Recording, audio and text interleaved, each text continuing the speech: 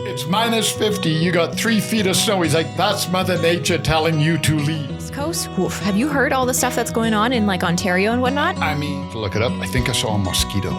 What was it? A couple of weeks ago, you even noticed some activity in your bug hotel. Yeah. I feel like David Attenborough. It's like, at this time of year, the snow is receding as Colin approaches home. And you have that sound. The Helpful Gardeners, the podcast that digs into the buzziest plant trends and news you need to know, regardless of your growing zone. Colin is a skilled horticulturist with decades of growing experience across Canada. Brandi is the greenest of green thumbs with a love of asking questions. Welcome to our Garden Nook. You know, typically, February is like the month that is the coldest and also the snowiest and the least garden friendly. Well, how many days until spring? 46. That's it. That's it.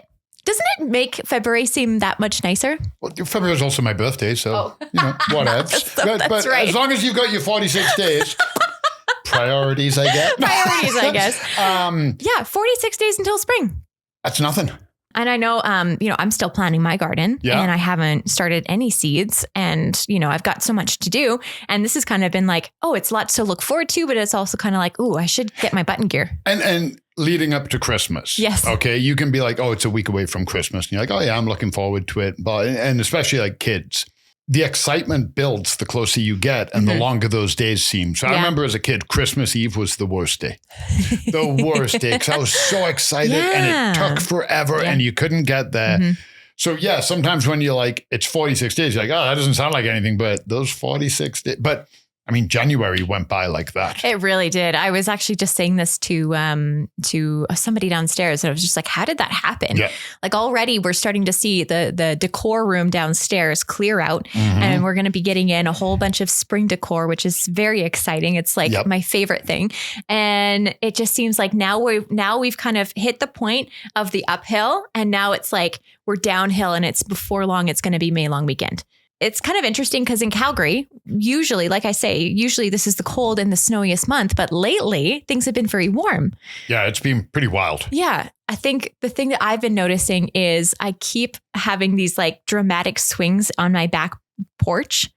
The first of the morning, it'll be like everything's snow covered and it's, the ice is everywhere. And then by afternoon, I'm hearing tink, tink, tink, tink, things melting, right? Have you been noticing the same?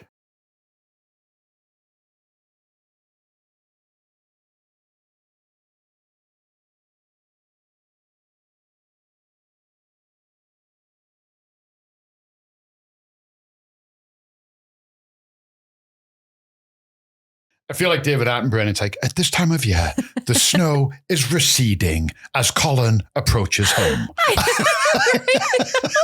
And you have that soundtrack playing. It's so true. Yep. And I know across the country, things have been very different for a lot of people. Like I know in BC, a lot of rain. I know over on the East Coast. Have you heard all the stuff that's going on in like Ontario and whatnot? I mean, it was last week, a week ago, that snowstorm that was crashing across all of North America and the East Coast. Yeah, I absolutely. I saw a video from an Irish fella. It's minus 50. You got 3 feet of snow. He's like, that's Mother Nature telling you to leave.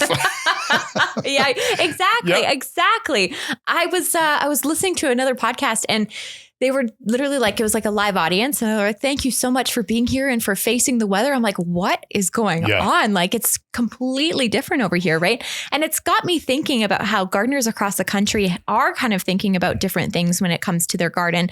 In Ontario, everything is well under snow. It's kind of well insulated and that's awesome. But that's also going to mean a lot of melting going on when things do warm up. And for out here in the prairies, I think the main challenge we're dealing with is Chinooks. I know we're one of the few spots in Canada to get Chinooks. Only spot in Canada to get Chinooks. But I mean, temperature swings can be evident in much of the prairies. And sort of let's talk about today, sort of that full spring and some of the things that we might need to be aware of in regards to our gardens. And I think, what was it? A couple of weeks ago, you even noticed some activity in your bug hotel. Yeah. I tend to not trudge around my yard when it's covered in snow because what are you going to see?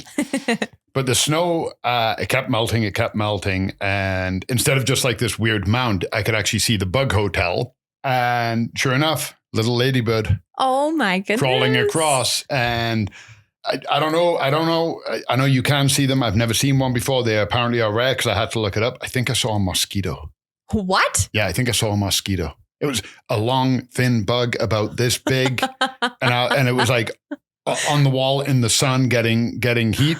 I didn't want to go over it because it was very muddy. It was mucky. Yeah. But I was like, ugh. I guess I can kind of see that. If things are melting, it's got some water. If good bugs are waking up, bad bugs are waking up. True enough. I mean, I don't know how long they're going to last, but hopefully not long. And that's sort of the thing, right? You're kind of worried. You're like, I hope all the good bugs are going to be able to survive, because it's not like, oh, boom, warm weather hit. Now it's spring. We're going to probably have a few temperature shifts. But that's the beneficial part of it there, is because if for whatever physiology, say bad bugs didn't wake up, then the good bugs would starve to death here. Oh, true. Yeah. So if the bad bugs are waking up, the good bugs, the good bugs, we call them good bugs. They're not. They're predator bugs.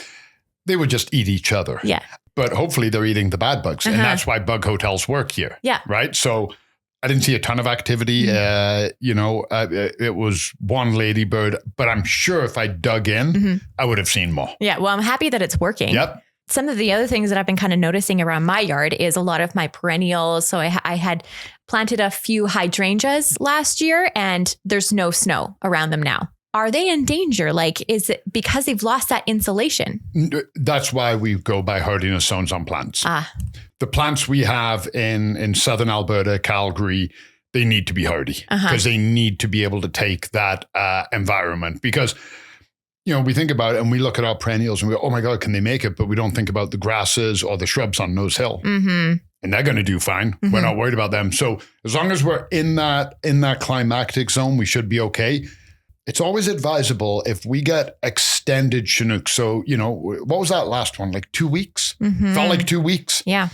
Now, I wasn't too worried because with the snow melt, it wasn't, how sometimes we get those Chinooks where the temperature goes up to like 24 degrees? Yeah. Okay. Yeah. So it wasn't that. They were kind of warm but cool days. Yeah. Spring, like 9 degrees, 6 degrees, whatever. So the snow was melting, but not rapidly. So my ground was always wet.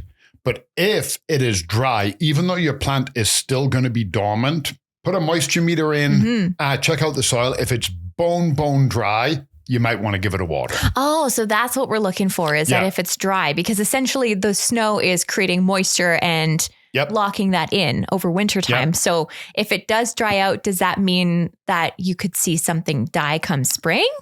Might suffer. I guess depending on how established it is, right? If the whole plant is dormant, technically there's no photosynthesis happening. Oh, right. Yeah. Okay. So there's no leaves, so the roots aren't drawing it up. But the roots are then drying out. So the roots aren't staying wet and supple. There's nothing to protect them. They desiccate.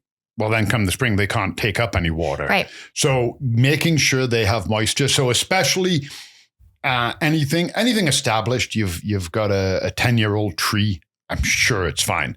But if you planted a shrub, you came in October and you bought one of our shrubs because it was 50% off. Yes. And you put it in, you might want to look at giving him a drink. Great point. Hey, yeah. So something newly planted should probably be given a little bit more care for the first few years. Is that usually the establishment phase?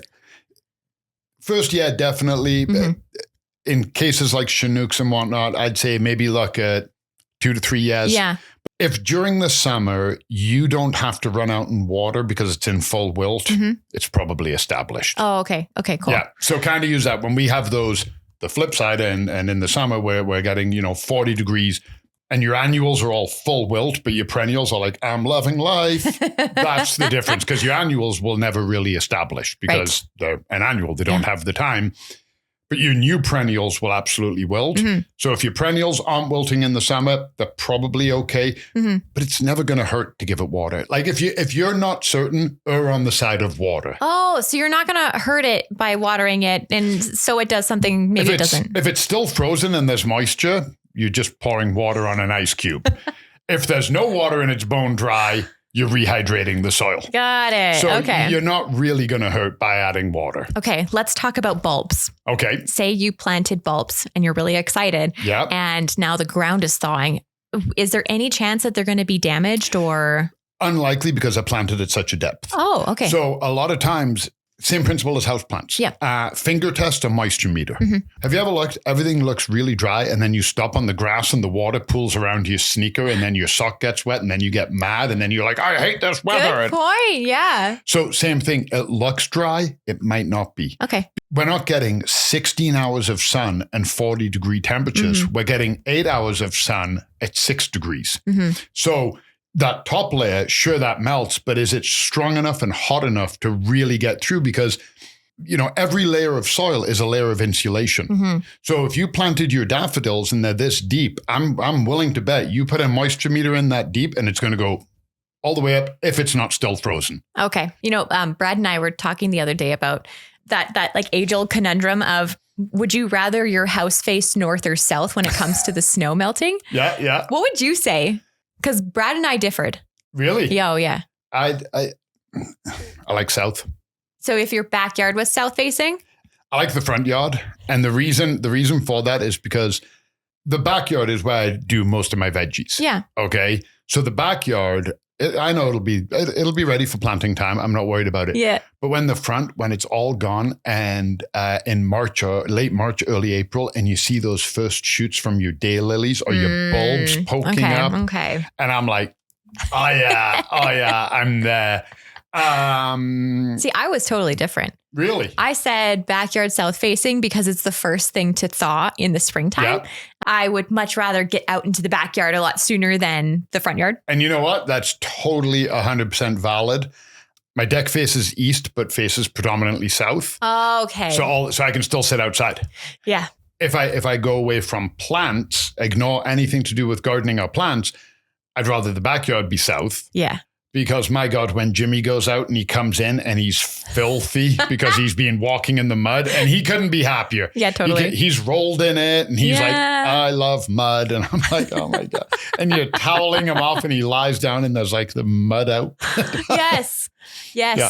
And you're like, seriously, I just want it to be, can you imagine if you lived in somewhere more rainy? Oh, spring in, I had 2 big dogs in Montreal and spring in Montreal with the amount of snow they get, it takes forever to melt.